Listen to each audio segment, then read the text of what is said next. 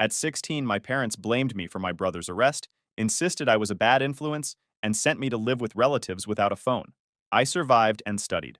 Years later, they begged me to represent him in court, only to learn I was the attorney they tried to bury. Hey, Reddit.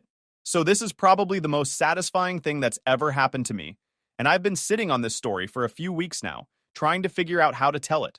Buckle up because this one's a ride. I'm currently 29 years old, but this story starts when I was 16 and my younger brother Jackson was 14. To understand how we got here, you need to understand the family dynamic growing up. Jackson was the golden child from day one. I'm talking the kid who could literally do no wrong in my parents' eyes. I was the responsible one, the one who was expected to set the example, help around the house, and basically be a built-in free babysitter.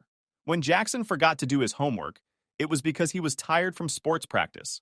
When I forgot to do mine, I was being irresponsible and needed to manage my time better. When Jackson got a C on a test, my parents would comfort him and tell him he tried his best. When I got a B, I'd get a lecture about not applying myself. You get the picture. Classic golden child versus scapegoat situation. The thing is, I didn't really mind being the responsible one. I actually took pride in it. I made honor roll every semester. I had a part-time job at the local grocery store. I stayed out of trouble. Meanwhile, Jackson was getting into increasingly stupid stuff. Nothing major at first, just typical teenage rebellion stuff. Skipping class, talking back to teachers, hanging out with kids who were clearly bad news. I tried warning my parents about Jackson's friends. There was this one kid named Brandon who was 17 and already had a juvenile record for shoplifting. Another one, Kevin, had been suspended twice for fighting. These were not good influences, and anyone with half a brain could see that Jackson was starting to act differently around them. More secretive, more aggressive, more willing to break rules. But every time I said something to my parents, they'd dismiss it. I was being jealous. I was being overprotective. I needed to let Jackson have friends and make his own choices. My mom actually told me once that I should be more like Jackson and learn to relax and have fun, instead of being so uptight all the time. Yeah, Mom, I'll get right on that. Things escalated during the summer before my junior year. Jackson had just finished 8th grade and was about to start high school. Brandon, Kevin, and a couple of other kids from their group started hanging out at our house more often. My parents loved it, because they thought Jackson was being social and making friends. I thought it was a disaster waiting to happen. One night in July, I was working the closing shift at the grocery store. I got home around 10:30 p.m. and the house was quiet. My parents were watching TV in the living room, and I figured Jackson was in his room. I went upstairs, did my usual routine, and went to bed around midnight. Around 2 a.m., I woke up to voices downstairs. Not loud voices, but that urgent whispering that means something is very wrong. I got up and crept to my bedroom door, opening it just enough to hear what was going on. My dad was on the phone with someone, and I heard him say, "Yes, this is about Jackson. We'll be right there." Then there was frantic movement, doors opening and closing, and my parents rushed out of the house. I looked out my window and watched them speed away in my dad's car. I didn't sleep the rest of that night. I just sat in my room, door cracked open, waiting. They came home around 5 a.m. I heard my mom crying, my dad's angry voice, and then Jackson. My brother was sobbing like I'd never heard before. Not the kind of crying you do when you're sad, but the kind you do when you're terrified. I stayed in my room. Something told me to keep quiet, to not get involved until I knew what had happened. Around 7 a.m., my dad knocked on my door and told me to get dressed and come downstairs. Family meeting. This is where everything went sideways. Turns out, Jackson and his brilliant friends had decided to break into the high school. Not to steal anything major, they weren't that smart. They wanted to vandalize the principal's office because Brandon had some beef with the guy. They broke a window to get in, spray painted some walls, knocked over file cabinets, and were apparently trying to access the principal's computer when the security company's alarm went off. The police caught all 4 of them still in the building. Jackson had a can of spray paint in his hand when they found him. Open and shut case, caught red-handed. My parents sat me down in the living room. Jackson was there too, looking like death. His eyes were red from crying, and he kept his head down the whole time. My dad was pacing, and my mom looked like she'd aged 10 years overnight. Then my dad said something that made my blood run cold. "We need to talk about how you influenced Jackson to do this." I actually laughed because I thought he was joking. He wasn't. My parents proceeded to explain to me how this was somehow my fault. According to them, I had created a negative environment in the house with my constant criticism of Jackson's friends. I had made Jackson feel like he needed to prove himself. I had been a bad role model by working too much and not spending enough time with my brother. My complaints about his friends had pushed Jackson to act out because he felt I didn't support him. The mental gymnastics required to reach this conclusion were Olympic-level impressive. I tried to defend myself. I pointed out that I had actively warned them about this exact situation.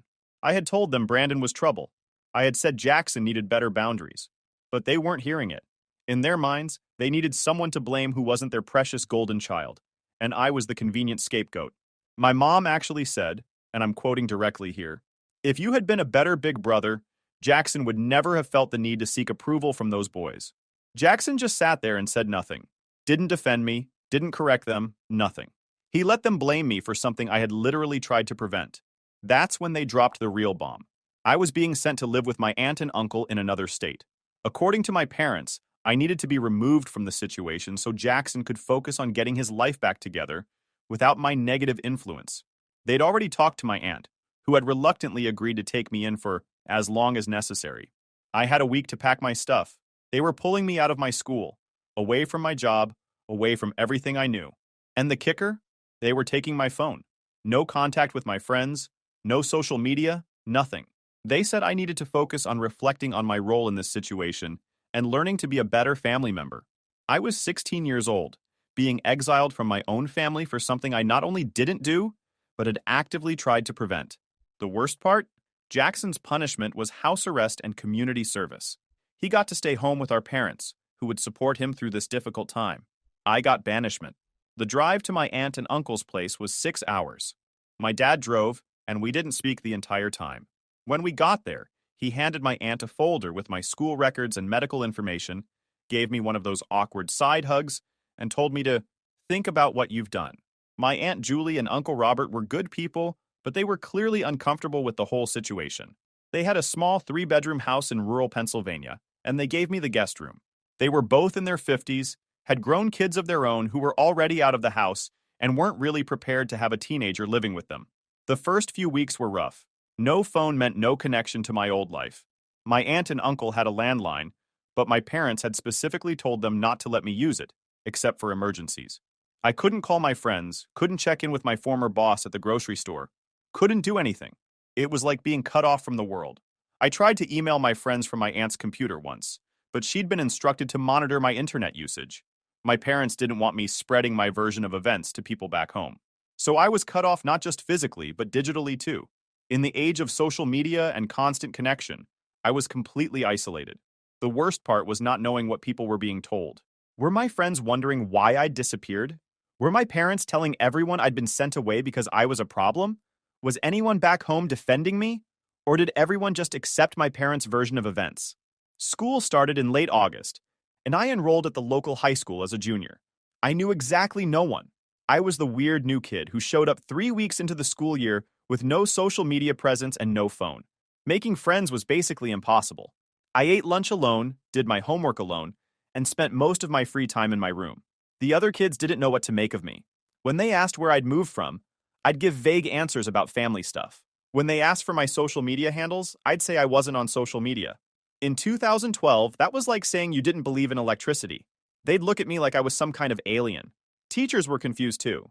Here was this kid with excellent academic records from his previous school, clearly smart and capable, but completely socially isolated. I caught my guidance counselor watching me eat lunch alone more than once, probably wondering if he should intervene. But I wasn't being bullied. I was just alone. There's no intervention for that. But here's the thing about being isolated like that. It gives you a lot of time to think. And I had a lot to think about. I thought about how my parents had treated me my entire life. How nothing I did was ever good enough while Jackson got praised for the bare minimum. How they'd blame me for his mistakes instead of holding him accountable. How they'd thrown me away like trash when it was convenient for their narrative. And I got angry. Not the hot, explosive kind of anger that makes you do stupid things. The cold, calculated kind of anger that makes you focused. I decided that if they wanted to throw me away, fine. But I was going to succeed in spite of them, not because of them. I threw myself into school. I was already a good student, but I became obsessive about it. I studied every night until my aunt had to tell me to turn off my light and go to sleep. I joined the debate team because it didn't require me to have a social circle, and it would look good on college applications. I volunteered at the local library on weekends for the same reason. My aunt and uncle noticed the change. Uncle Robert pulled me aside about 2 months in and asked if I was okay. I told him I was fine, just trying to stay busy. He looked at me with this sad expression and said, "You know this situation isn't fair to you, right?" It was the first time anyone in my family had acknowledged that. I nearly cried right there in his garage. He continued, "Your parents are handling this all wrong, but you're doing the right thing, focusing on school and your future. Don't let their mistakes define yours." That conversation changed something in me. I realized I didn't have to accept my parents' version of reality. I could create my own path, and their opinion of me didn't matter. My aunt would call my parents once a week to give them updates on how I was doing. I'd hear her on the phone. "He's doing well in school. Honor roll again. Yes, he's behaving himself. No, he hasn't asked about coming home." That last part was important, because after about 3 months, I realized I didn't want to go home. I didn't want to go back to a house where I was blamed for everything and appreciated for nothing. So when my aunt would relay messages from my parents asking when I wanted to visit, I'd tell her I was too busy with school. Christmas that first year was weird. My parents sent a package with some generic gifts: a sweater that was the wrong size, a gift card to a restaurant that didn't exist in Pennsylvania, and a card that said, "Hope you're learning and growing." No phone call, no video chat, nothing personal. Just a package that screamed, "We did the minimum required to pretend we care." I sent nothing back. Months turned into a year, and then another. My parents would occasionally call my aunt to ask about me, but they never asked to speak to me directly. I figured they were fine with the arrangement. I was out of sight, out of mind, and they could focus all their attention on fixing Jackson's life. Meanwhile, I was crushing it academically. I finished junior year with a 4.0 GPA. Senior year, I was taking every AP class available and scoring high on all the tests. I applied to colleges, writing my essay about overcoming adversity and learning self-reliance. I didn't mention my parents or Jackson by name, but anyone who read between the lines could figure out what had happened. I got accepted to a good state university with a partial scholarship. Not a full ride, but combined with student loans and a work-study program, I could make it work. When I told my aunt and uncle, they were thrilled. They offered to help with what the scholarship didn't cover, but I declined. I'd been saving every dollar I could from my part-time job at the library, and I was determined to do this on my own. My parents found out I'd been accepted to college when my aunt told them. My mom called the house, and my aunt handed me the phone.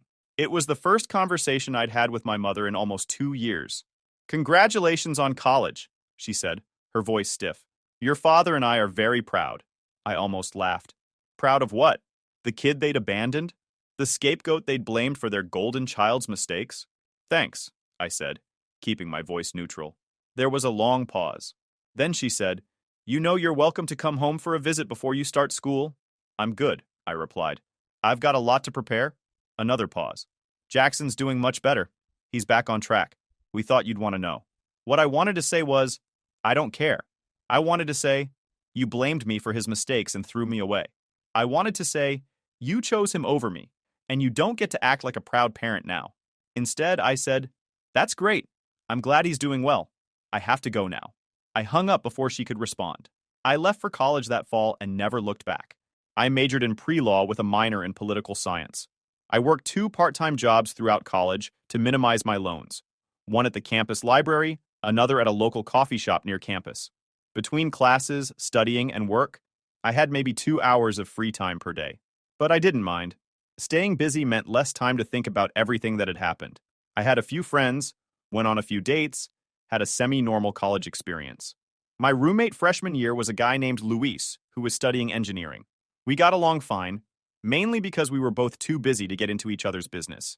He'd be up at 2 a.m. working on problem sets while I'd be reading case law. We'd occasionally grab food together or watch a game on weekends, but mostly we just coexisted in that easy way college roommates do. Sophomore year, I moved into an apartment with 3 other guys. It was cheaper than the dorms, and I could cook my own meals instead of paying for a meal plan. I learned to make decent food on a tight budget. Lots of rice, beans, chicken, pasta. Nothing fancy, but it was fuel. I dated a girl named Rebecca for most of junior year. She was sweet, studying to be a teacher. We met in a political science class and started studying together. Eventually, studying turned into coffee dates, which turned into actual dates. She met Aunt Julie once when she came to visit for Parents' Weekend. Julie loved her, said she was good for me. Rebecca and I broke up when she realized I was never going to introduce her to my parents. She couldn't understand why I didn't talk to my family. I tried explaining it once. The whole story about being blamed and sent away. But she came from one of those close, functional families where everyone loves each other and problems get talked through. She couldn't wrap her head around the idea of parents who would do what mine did. She suggested I work on forgiving them, maybe try family counseling. When I refused, she said I was holding on to anger that was only hurting me. We broke up about 2 weeks later. No hard feelings, just two people who couldn't understand each other's fundamental worldview. My focus was always on the long game, law school. I studied my behind off and made the dean's list every semester. I applied to law schools my senior year and got accepted to a good program. Not Harvard or Yale, but a solid school with a strong reputation. More loans, more work study, more grinding. But I was used to it by now. Hard work was my comfort zone. Law school was brutal. First year almost broke me with the workload and competition. The Socratic method, where professors randomly call on students to answer complex legal questions in front of the entire class, was designed to be intimidating, and it worked. I watched classmates drop out, switch to part-time programs, or have complete breakdowns in the library at 2 a.m. But I remembered sitting in that guest room in Pennsylvania, angry and isolated, and I used that memory as fuel. Every time I wanted to quit, and there were many times, I thought about my parents dismissing me, and it pushed me harder. When I was exhausted from pulling all-nighters to finish case briefs, I thought about that family meeting where they blamed me for Jackson's arrest. When I was stressed about exams, I remembered my mom's words about me being a bad influence. First year, I worked as a research assistant for one of my professors, helping compile case law for an article she was writing. Second year, I joined the criminal law clinic where law students work on actual cases under supervision. I represented clients who couldn't afford private attorneys, mostly juveniles accused of minor crimes. That's when I realized this was what I wanted to do with my career. Third year, I was editor of the Law Review, which meant even longer hours and less sleep. But I also secured a summer internship at a public defender's office, which gave me real courtroom experience. I watched seasoned attorneys fight for clients that society had written off. I saw kids who'd made stupid mistakes get second chances because someone believed in them enough to fight for them in court. I graduated in the top 10% of my class, passed the bar exam on my first try, which only about 60% of test takers accomplish, got hired by a small criminal defense firm that specialized in juvenile cases. The irony wasn't lost on me. The kid who got blamed for his brother's juvenile crime was now defending juveniles accused of crimes. My first year as an actual attorney was a learning curve. I lost cases I thought I'd win and won cases I thought were hopeless. But I learned fast. I learned how to read judges, how to cross-examine witnesses, how to find the holes in a prosecutor's case. I learned that sometimes the best outcome isn't an acquittal. It's getting your client into a treatment program instead of jail, or getting charges reduced so they don't have a felony on their record for the rest of their lives. I worked 60-hour weeks minimum. Some weeks it was closer to 80, but I loved it. Every kid I helped felt like a small victory against the system that had failed me. Every time I got a judge to see my client as a person and not just a case number, I felt like I was doing something that mattered. By year 3, I had a reputation. Other attorneys started referring clients to me. Judges knew my name. I'd built something real from absolutely nothing. During all this time, college, law school, studying for the bar, starting my career, my parents reached out maybe a dozen times total. Birthday cards with generic messages. The occasional email asking how school was going. Once, my dad called to tell me my grandmother had passed away. But we never had real conversations. They never apologized. They never acknowledged what they'd done. And I never reached out to them either. Why would I? They'd made their choice years ago. I heard through my aunt, who I stayed in close contact with, that Jackson had graduated high school, gone to community college for a year, dropped out, and was now working retail management. He'd never left our hometown. My parents still treated him like he could do no wrong, apparently. Good for him, I guess. We hadn't spoken since the day I left their house. Fast forward to 3 months ago. I'm 29 now, 3 years into my career as a defense attorney. I've built up a decent reputation in juvenile criminal defense. I win most of my cases, and the ones I don't win usually end with reduced sentences. I'm not rich by any means, but I'm doing well. I have my own apartment, I can pay my bills, and I've almost paid off my student loans. One Tuesday morning, I'm at my desk reviewing case files when my secretary tells me I have a walk-in consultation. The name on the intake form was Janet and David Stevens, my parents' names. But it didn't register at first because Stevens is a common last name. I told her to send them in, and when my office door opened and I looked up for my paperwork, I found myself staring at my mother and father. 13 years older, a lot grayer, but definitely them. The look of shock on their faces was priceless. My mom actually gasped. My dad's mouth literally fell open. They stood frozen in the doorway like they'd seen a ghost. For me, the moment was surreal. I'd imagined running into them hundreds of times over the years. In my imagination, I'd always had the perfect thing to say, the perfect way to make them understand what they'd done to me. But now that the moment was actually here, I found myself feeling strangely calm, detached almost. They looked older, obviously. My mom's hair had gone mostly gray, and she'd gained some weight. My dad had aged harder, deeper lines around his eyes, thinner hair, that worn-down look that comes from years of stress. They were dressed like they were going to church or a funeral. My dad in a button-down and slacks, my mom in a conservative dress. Formal clothes for a serious meeting. And I just sat there, pen in hand, looking at them like they were any other potential clients. "Mr. and Mrs. Stevens," I said, my voice perfectly professional. "Please, have a seat." They stood frozen in the doorway. My mom found her voice first. "Danny, is that really you?" Danny. They hadn't called me that since I was a kid. I'd been going by Daniel professionally for years. Hearing that old nickname felt like someone dragging nails across a chalkboard. "It's Daniel now," I corrected, keeping my tone neutral. "And yes, it's me. You're here for a consultation?" They stumbled into the chairs across from my desk, like they'd forgotten how legs worked. My dad kept staring at me like I was a ghost. My mom had tears in her eyes, but I couldn't tell if they were from shock or some other emotion. Maybe guilt, maybe fear. Who knows? The office felt too small suddenly. My professional space, the one place I felt completely in control, now contained the two people who'd made me feel most powerless. But I had the desk between us, my law degree on the wall behind me, my name on the door. This was my territory now, not theirs. "We had no idea," my mom stammered. "We've been looking for a defense attorney for weeks, and someone recommended this firm, and we just made the appointment, and we didn't know it would be you." Her voice trailed off. She was looking at me like she was seeing me for the first time, taking in the professional clothes, the organized desk, the framed law degree from a school they didn't even know I'd attended. "Interesting," I said, still keeping my tone neutral and professional. "Let's talk about why you need a defense attorney." They exchanged glances. Finally, my dad cleared his throat and said the words I'd been waiting 13 years to hear. "It's Jackson. He's been arrested." I raised my eyebrows, pretending to be surprised. "I see. What are the charges?" My mom burst into tears. Real ones this time. Ugly crying that she tried to muffle with a tissue. My dad looked like he'd aged another 10 years right there in my office. "Embezzlement," he said quietly, "from his employer. About $45,000 over the course of 2 years." I nodded, making notes on my legal pad. "That's a serious charge. Was he caught with evidence, or is this accusatory?" "They have evidence," my dad admitted. "Bank records, forged invoices, the whole thing. His lawyer says he's looking at 2 to 5 years in prison if convicted." "His lawyer?" I asked. "So he already has representation?" "A public defender," my mom sobbed. "But they don't care about him. They just want him to take a plea deal. We need someone who will actually fight for him. Someone who understands he's a good person who made mistakes." I wrote down more notes, mainly to give myself time to process this absolute insanity. Jackson had been arrested for a serious crime. My parents were desperate enough to seek help from a private attorney, and somehow, through sheer cosmic justice, they'd ended up in my office. "I see," I said finally. "And you want to hire me to defend your son Jackson against embezzlement charges?" "Yes," my dad said quickly.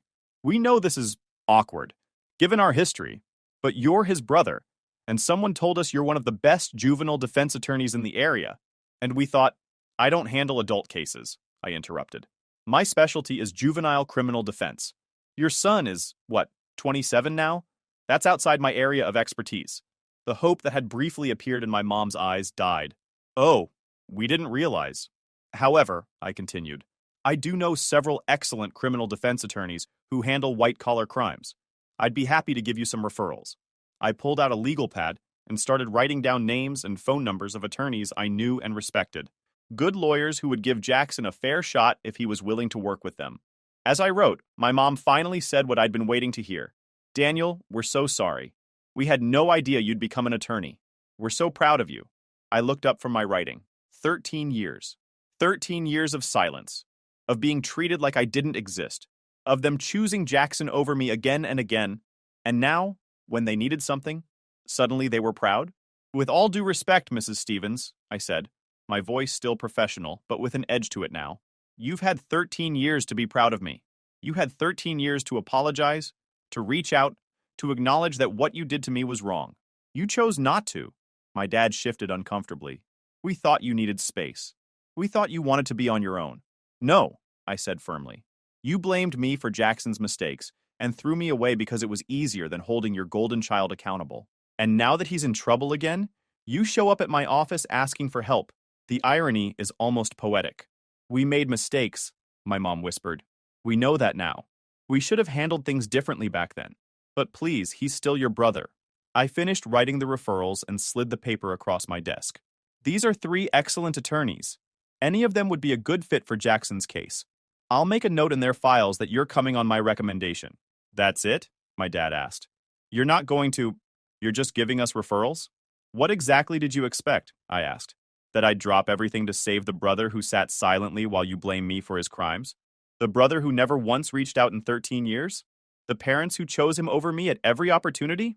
We're family, my mom said desperately. Family, I repeated, tasting the word. You know what I learned while I was living with Aunt Julie and Uncle Robert? Family isn't about blood. It's about who shows up for you. It's about who believes in you when things are hard. They were more family to me in 1 year than you were in 16. The silence in my office was heavy. Outside, I could hear phones ringing and people talking, normal office sounds.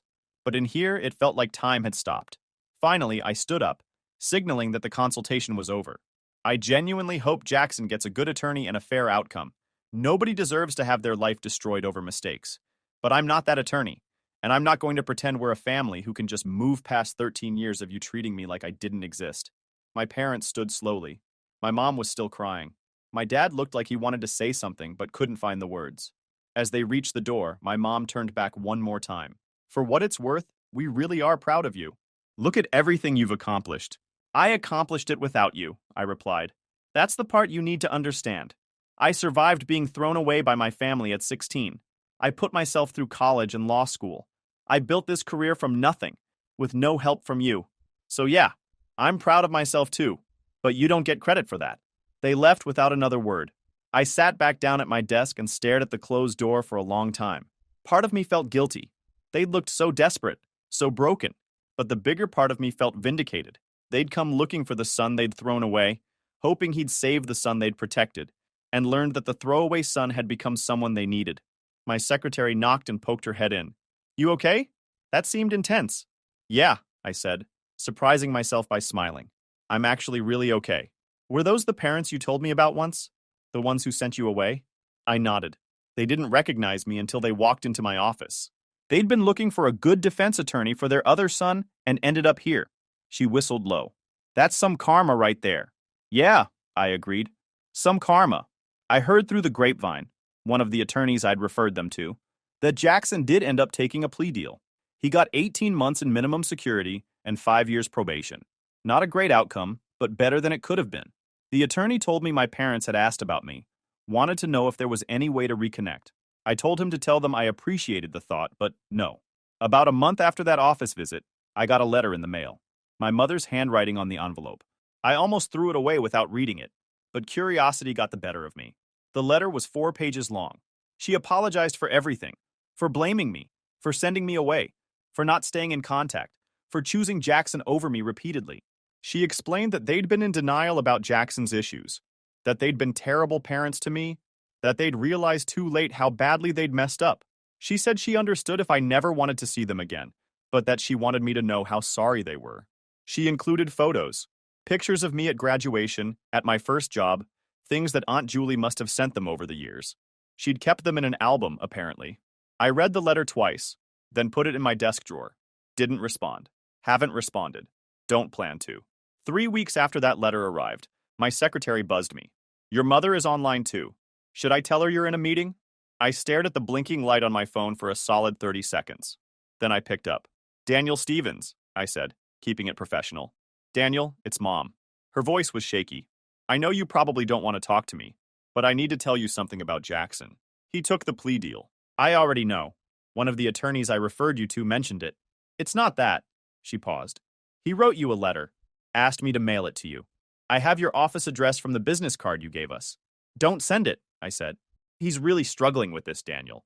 He wants to apologize for everything, for not defending you back then, for... I don't care what he wants to apologize for. I cut her off. You need to understand something. I'm not holding on to anger. I'm not waiting for apologies. I've moved on. My life is good. You're not part of it, and Jackson isn't part of it. That's not punishment. That's just reality. She was quiet for a moment. Then, we destroyed our relationship with you. I understand that now. But he's still your brother. No, I said calmly. He's a guy I used to know who shares my DNA. That's it. I hope his time in prison helps him figure his life out. But I'm not his support system, and I'm not yours. Can we at least meet for coffee sometime? Just to talk? No? Goodbye, Mrs. Stevens. I hung up before she could respond. My hands were shaking a little, but I felt okay. Clearer, actually. That was 8 months ago. They haven't tried contacting me since. Jackson started his sentence in February. I heard through my attorney contact that he's doing fine in minimum security. My parents visit him every week, apparently. Good for them. That's what parents are supposed to do. Show up for their kids. Meanwhile, I got promoted to senior associate at my firm last month. Bigger office, better cases, significant raise. I'm working on a case right now that could set a precedent for juvenile sentencing reform in our state. It's the kind of case that could define a career. Aunt Julie and Uncle Robert drove 8 hours to take me out for a celebration dinner when I got promoted. Uncle Robert gave me a pen, one of those expensive ones lawyers use, with my name engraved on it. For signing all those important legal documents, he said, grinning. They're the ones who were there when I graduated college. They're the ones who helped me move into my first apartment. They're the ones who call me every Sunday just to check in. That's what family looks like. And it has nothing to do with blood. Last week, I was in court representing a 16-year-old kid who'd been caught with his older brother's illegal substances.